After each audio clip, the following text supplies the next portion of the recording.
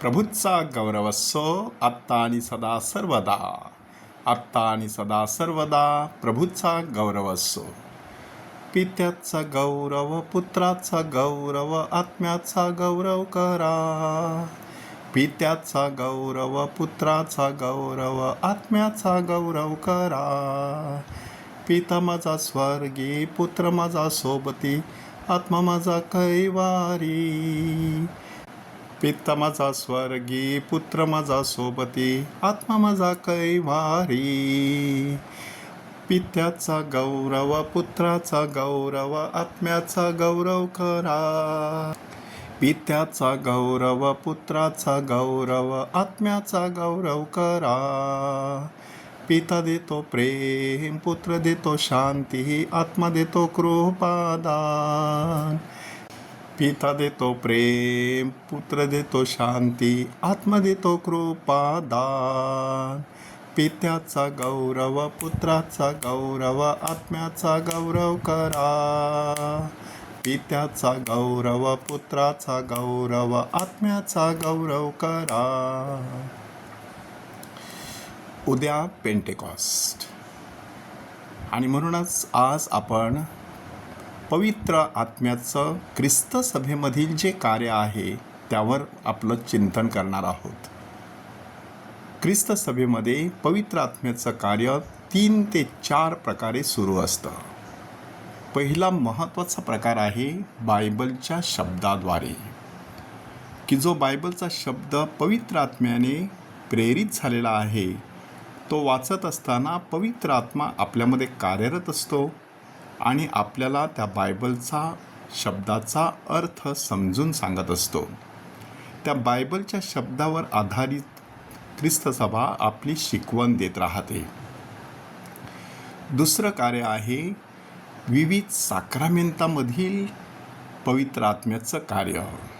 बाप्तिस्मा साक्रामेंताद्वारे आपण परमेश्वराची लाडकी लेकरे बनतो आणि पवित्र आत्म्याच्या प्रेरणेने परमेश्वराला अब्बा बाप्पा अशी हाक मारायला शिकतो.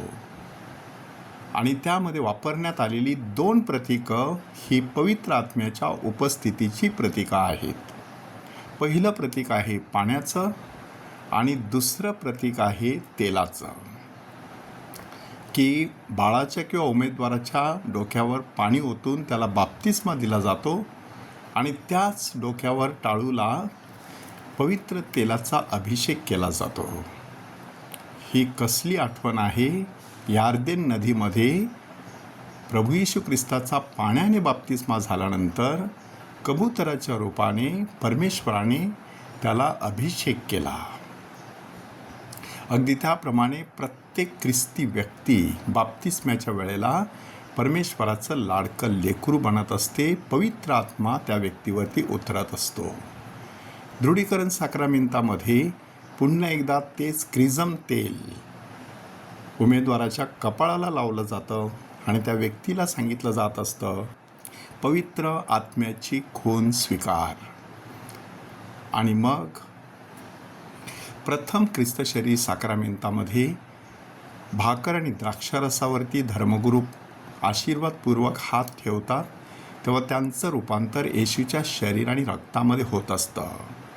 प्रायश्चित्त साक्रामेंतामध्ये हा पवित्र आत्मा व्यक्तीच्या अंतःकरणाला चुटपूट लावतो आणि धर्मगुरूंद्वारे त्याच्या पापांची क्षमा करतो. त्याची पार्श्वभूमी देखील योहानाच्या शुभवर्तमानामध्ये देण्यात आलेली आहे, की येशूने आपल्या प्रेषितांवरती फुंकर टाकली आणि त्यांना म्हटलं, पवित्र आत्म्याचा स्वीकार करा. ज्या कोणाच्या पापांची तुम्ही क्षमा करता त्यांची क्षमा झालेली आहे. किंवा पेंटेकॉस्टच्या दिवशी पेत्राच्या भाषणानंतर लोकांच्या अंतःकरणाला चुटपूट लागली आणि मग पेत्राने काय सांगितलं, तुम्ही सर्वजण आपल्या पापांची क्षमा व्हावी म्हणून येशूच्या नावाने बाप्तिस्मा घ्या, म्हणजे तुम्हाला पवित्र आत्म्याचं दान मिळेल.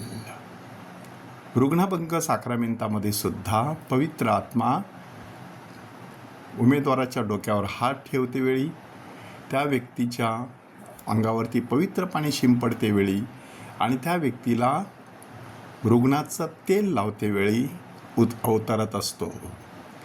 लग्न साक्रामेंतामध्ये अंगठ्याना आशीर्वाद दिला जात असताना पती पत्नीच्या प्रेमावरती पवित्र आत्मा उतरून ते प्रेम पवित्र करत असतो.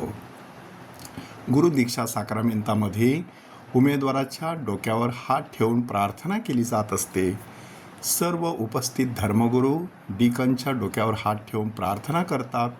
त्यावेळेला पवित्र आत्मा मोठ्या प्रमाणामध्ये धर्मगुरूंवरती उतरत असतो. पुढे हेच धर्मगुरू जेव्हा बिशप म्हणून खास दीक्षाविधी घेत असतात तेव्हा त्यांच्या डोक्यावर पवित्र तेलाचा अभिषेक केला जात असतो. अशा प्रकारे पवित्र आत्मा ख्रिस्त सभेमध्ये साक्रामेंताच्या रूपाने उपस्थित असतो.